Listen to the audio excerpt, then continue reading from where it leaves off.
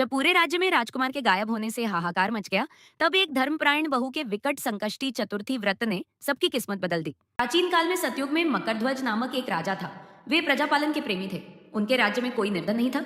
चारों वर्ण ब्राह्मण, क्षत्रिय, वैश्य, शूद्र अपने अपने धर्म का पालन करते थे।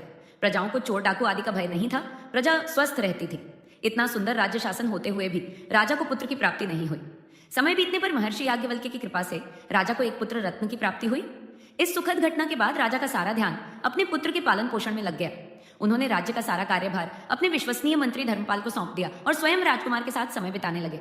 मंत्री धर्मपाल को शासन की जिम्मेदारी मिलने के कारण वह अत्यंत धनवान और प्रभावशाली बन गया। मंत्री धर्मपाल के 5 पुत्र थे, जिनका विवाह बड़े धूमधाम से हुआ।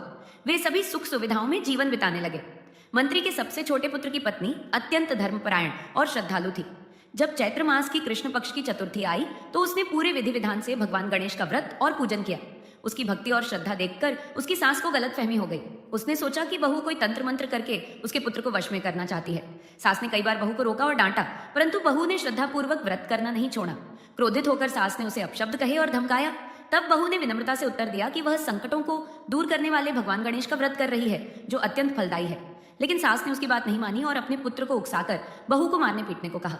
पति ने भी मां के कहने पर बहू को कष्ट दिया, परंतु बहू ने फिर भी अपने व्रत और पूजा को पूरा किया। पूजन के बाद बहू ने भगवान गणेश से प्रार्थना की कि उसके सास ससुर के मन में भी भक्ति उत्पन्न हो। भगवान गणेश ने उसकी प्रार्थना स्वीकार की और एक लीला रची। उन्होंने राजा के पुत्र का अपहरण कर उसे मंत्री धर्मपाल के महल में छिपा दिया। राजकुमार के वस्त्र और आभूषण राजमहल में फेंक दिए गए, जिससे यह प्रतीत हुआ कि कोई अनहोनी हो गई है। राजा जब अपने पुत्र को नहीं पाए तो अत्यंत व्याकुल हो उठे। उन्होंने पूरे राज्य में खोज करवाई, लेकिन कहीं कोई पता नहीं चला। राजा स्वयं मंत्री के पास पहुंचे और उनसे पूछताछ की, परंतु मंत्री भी अनजान बने रहे। राजा ने अपने सेवकों और सैनिकों को हर स्थान पर खोज करने का आदेश दिया, लेकिन सब व्यर्थ रहा। अंततः मंत्री की छोटी बहू ने कहा कि यह सब भगवान गणेश के कोप का परिणाम है। यदि राजा और समस्त प्रजा श्रद्धापूर्वक संकट नाशक चतुर्थी का व्रत करें तो भगवान गणेश अवश्य प्रसन्न होंगे और राजकुमार को वापस लौटा देंगे। उसकी बात सुनकर मंत्री और उसका परिवार लज्जित हुए। उन्होंने बहू से क्षमा मांगी और व्रत की विधि पूछी। इसके बाद राजा सहित पूरे राज्य के लोगों ने विधि पूर्वक गणेश चतुर्थी का व्रत किया। उनकी सच्ची भक्ति और श्रद्धा से भगवान गणेश प्रसन्न हो गए और सबके सामने राजकुमार को प्रकट कर दिया। यह देखकर सभी लोग आश्चर्यचकित और प्रसन्न हो उठे। राजा की खुशी का ठिकाना नहीं रहा।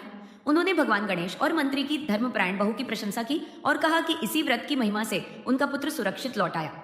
इस कथा को भगवान श्री कृष्ण ने युधिष्ठिर को सुनाते हुए कहा कि तीनों लोकों में इस व्रत से श्रेष्ठ कोई व्रत नहीं है। जो व्यक्ति सच्चे मन से इस व्रत को करता है, उसके सभी कष्ट दूर हो जाते हैं और मनोकामनाएं पूर्ण होती हैं। श्री कृष्ण के वचनों को सुनकर युधिष्ठिर ने भी इस व्रत को श्रद्धापूर्वक किया और अंततः अपना खोया हुआ राज्य पुनः प्राप्त किया।